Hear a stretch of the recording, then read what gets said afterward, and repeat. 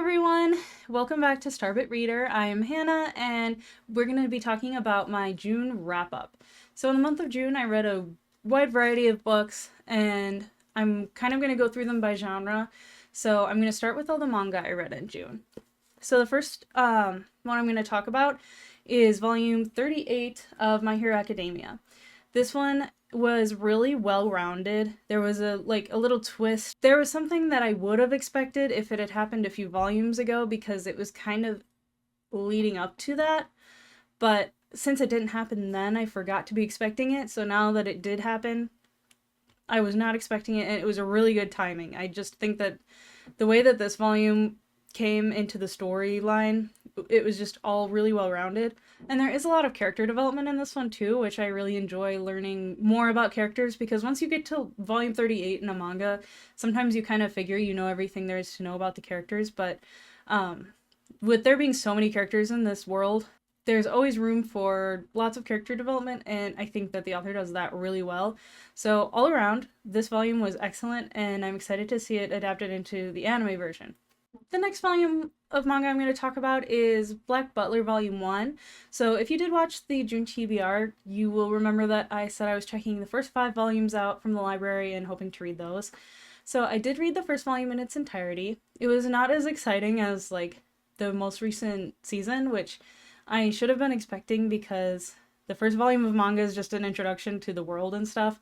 And I did feel those nostalgic feelings about how the world normally works, because this most recent season was outside of their normal setting. So I was really enjoying this for that factor. I picked up the second volume and almost it was 2 chapters in, something awful happens and just makes me uncomfortable. It messed with my brain a little bit, and there's always the risk with reading manga, watching anime, something creepy is probably going to happen. It's just how it is. And if you don't like that aspect of it, then you don't like that aspect of it. And usually you can skip over it or anticipate it and be like, oh, well, it's one of those things. I was not expecting it. I read it, saw it, didn't like it. So I stopped reading it immediately, didn't finish the rest of the volumes, because I was also remembering there were other aspects like that in the anime that made me uncomfortable and made me almost want to stop watching the anime. So I'm putting the series down. I don't think I'll be picking it back up. But yeah, I did enjoy this first volume. It's just that there are aspects of the show and the manga that make me uncomfortable and that I don't really enjoy reading about. So that's kind of what happened with this one. So the next manga that I'm going to talk about is volumes 26, 27, and 28 of Komi Can't Communicate. So this is another manga where the main character is a girl that everyone likes and wants to be with, so there's creepy aspects, which is why I did previously own the whole series, but I started getting past the anime adaptation information and got a little creepier than what it originally was, and I didn't appreciate that as much. It's just not my vibe.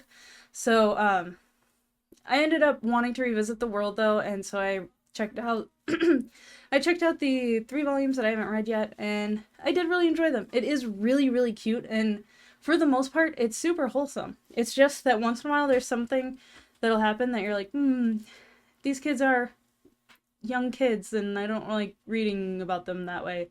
For me personally, I really like the characters and I'm invested in them and I want them to be happy and do well. There's enough instances that make me uncomfortable in this series that I just don't want to own it. So I kind of tread lightly with this one. When you read anything or consume any media, you have to be careful of things that you don't meld with. There's enough positive to outweigh the few times that something happens that makes me uncomfortable or that I'm like, oh, that happened again. That's kind of my viewpoint on it. These characters make me happy to see them interact and stuff for the most part.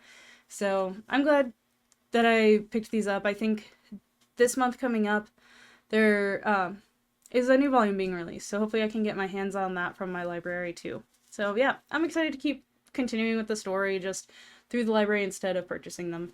So the last series I want to talk about for manga is the most wholesome manga that I've ever read, and that is Spy Family. I've completed the entire series that is out currently in physical manga form. There's 11 volumes, and so I kind of blew through those this month. It is adorable. I've seen all the anime so far, and it was so crazy because I've watched the seasons multiple times, so when I was reading through the parts that have an anime adaptation, I was like super excited to see them like in print, and so I was just enjoying that. But then once it like switched to the parts that I don't know about yet and haven't been adapted yet, it got crazy. And I really enjoy where the story is going and how it's developing and how it's giving these characters even like more depth than I thought was going to be possible, because they already have so much characterization going on in this series. But really excited to see the rest of this story and see what I've read on the screen and just stuff like that. I really enjoy this series. This might be one of my favorite mangas of all time just because of how cute it is and how happy it makes me to read about these characters. So the next group of books I'm going to talk about are the young adult middle grade books that I've read in the month of June. So I'm going to start with Rick Riordan, Daughter of the Deep. I've read all of the Percy Jackson books now because I'm about to talk about the 6th one that I just read for the first time this month. And I know I like Rick Riordan's writing. This one just fell a little bit flat for me. I don't know if it's just that I am not super into science, so all of the like ocean technology stuff kind of went over my head and made it a little bit less exciting for me. But I can't deny that I like how he writes his characters and how he builds his plots and stories.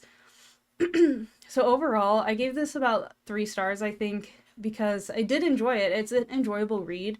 It just wasn't as captivating to me as the other books I've read by him. So kind of based on that, I went with the 3-star, but I do still recommend it, especially if you do really like reading middle grade fiction, because I'm not someone who normally reads middle grade, but so that might also have an effect on my rating. But if you like middle grade fiction already and you enjoy these kinds of stories and you like Rick Riordan's writing, highly recommend. The next middle grade book I'm going to talk about is The Chalice of the Gods, which is the 6th Percy Jackson book. This was recently released quite a bit of time after the 5th one.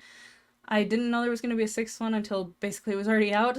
I think I was like on Instagram and saw someone had it, and I was like, oh, that's news to me. But I did want to read it, so I checked it out from the library, and I did really enjoy this. I enjoyed going back into that world and seeing Percy and his friends and what they were going to get up to this time. And it did, at the ending, give me the feeling that there could be more books, and I didn't look too much into it because I kind of like to be surprised for some reason. Sometimes I like to be surprised, and sometimes I need to know every detail of what's going to happen, so this time I guess I wanted to be surprised. And so it seems like the ending is kind of open to where if he wants to write another book, he can. And I am hoping he writes another one because I really like where this series has gotten to. I like reading about them kind of older than even the last time that I read about them, and seeing how they've developed, seeing what in their life has changed and where their priorities are at this point. And there's a lot of like happy news about the characters, which is kind of weird to say because they're fictional characters, but I'm happy for them. They're doing good, and I'm glad that Rick Riordan revisited the world, if anything, just to give us a little bit of a taste of where their life is headed, and it just kind of makes me happy to see them in the places that they're at in this book. So the last middle grade book I want to talk about is AI High Family Ties, written by Sarah Richman. This is a really short book. I read it in like 2 hours, but it's one of the books I got from my work, and otherwise I would have probably never heard of this book because I looked it up on Goodreads and there's not really a ton of reviews, but I think that's kind of mistaken because I really enjoyed this. I highly recommend it to anyone who likes middle grade or is even just in the mood for a really quick read. It has a clear message of how to treat other people even if they're different than you, and how a lot of people can get caught up in the differences and not realize that they're far outweighed by the similarities.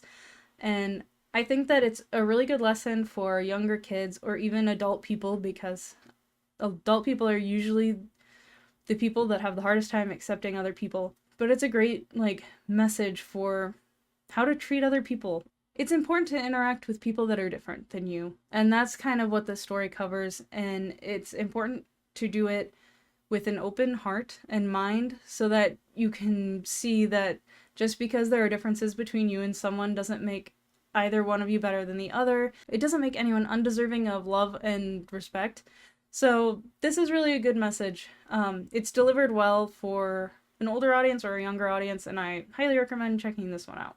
So the next genre I'm going to talk about is fantasy, and somehow, even though I'm someone who reads almost exclusively fantasy sometimes, I only read one fantasy book this month, and that is Emily Wilde's Encyclopedia for Faeries by Heather Fawcett.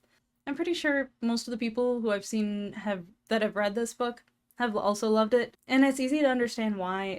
The characters are lovable, the plot is really steadily developed. I didn't feel at any point that it was rushed or slow, and it might have something to do with the storytelling technique being more of it feels like you're reading someone's journal, because that's what this is. It's supposed to be her Encyclopedia of Fairies.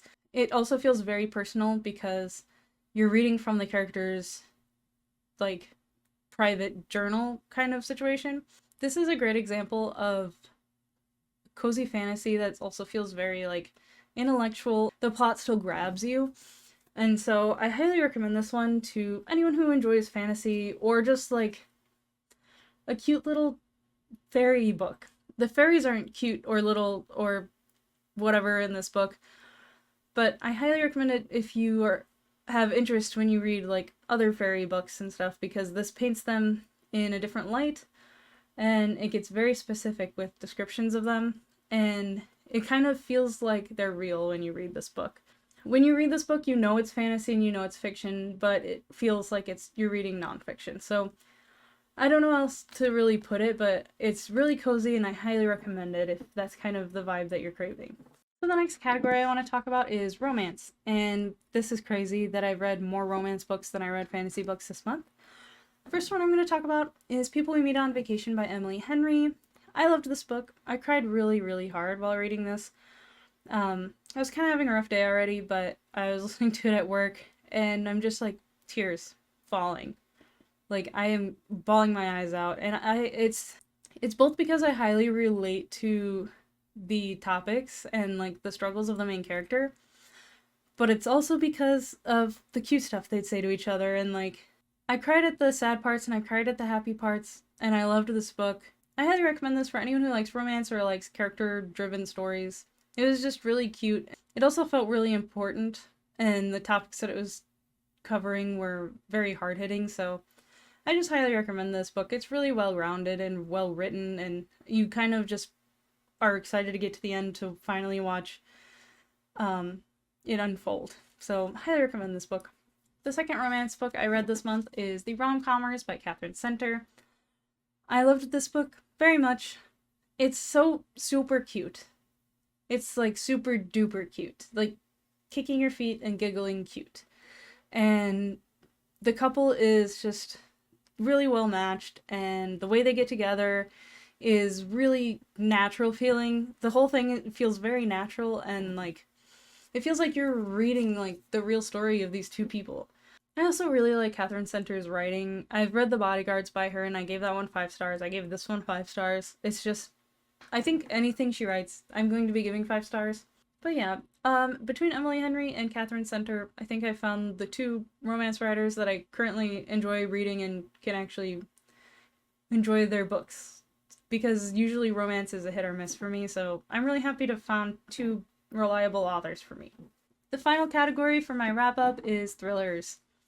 This is the category I've read the most from this month, so I have a couple of books to talk about today. The first one I'm going to talk about is The Perfect Marriage by Jeneva Rose.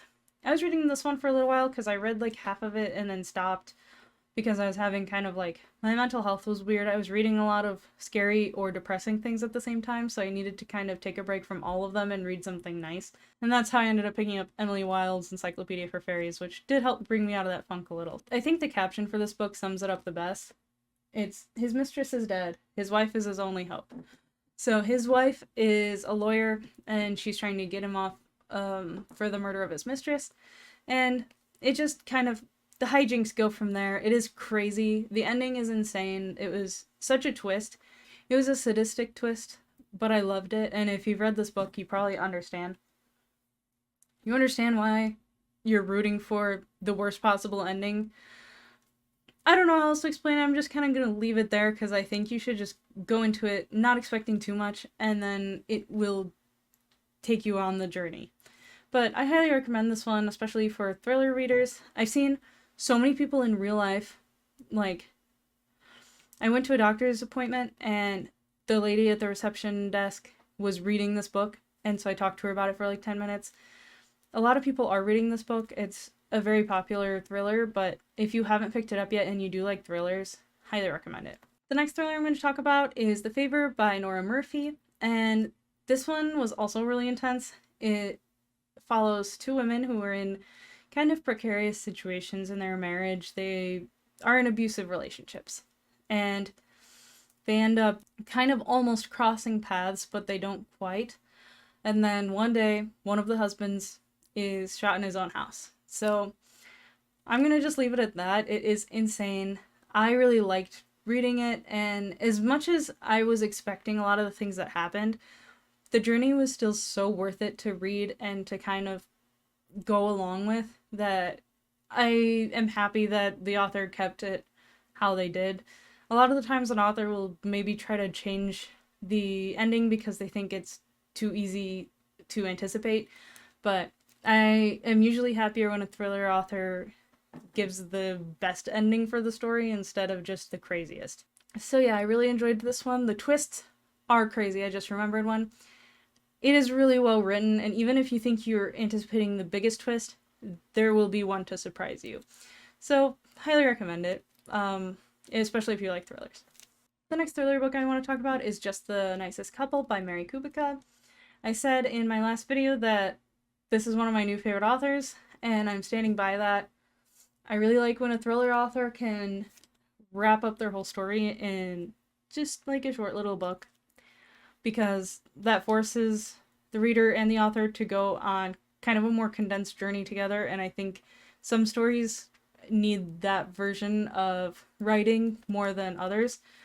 I really liked how the story wrapped up, and I liked the twists and all of that, but I also liked getting to know the characters and feeling like when I read a thriller, I feel like the anger and the rage that a lot of the characters have, because usually the murder or whatever happens because of something bad that one of them did, like especially if it's a couple related one.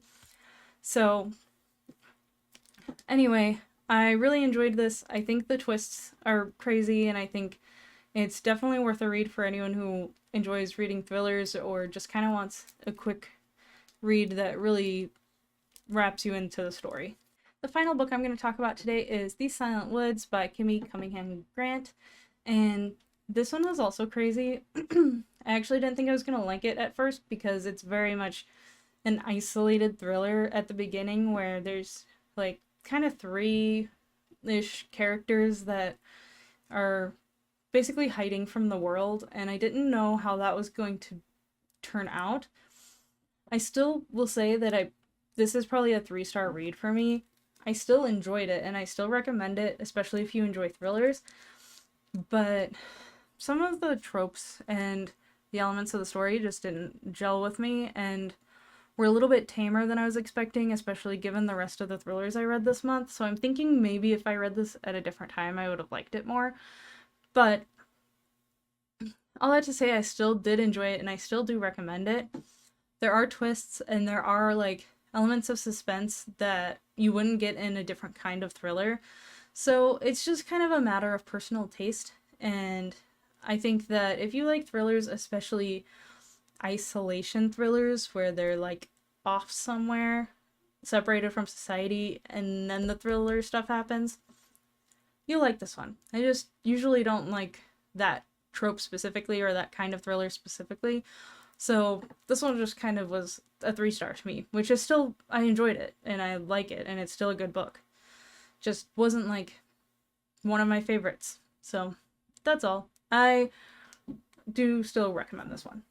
So that's all for the June wrap up. I did read quite a bit this month. I was pretty excited about how much I got done. I didn't finish my entire TBR. I still have 2 books I'm working on from last month, but but I do feel like I had a really good reading month and I enjoyed the books I read, and I read a wide variety of books, at least a lot wider than I normally venture.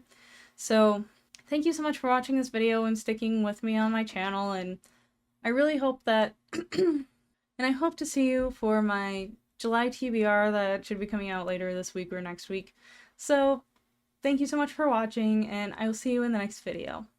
Bye!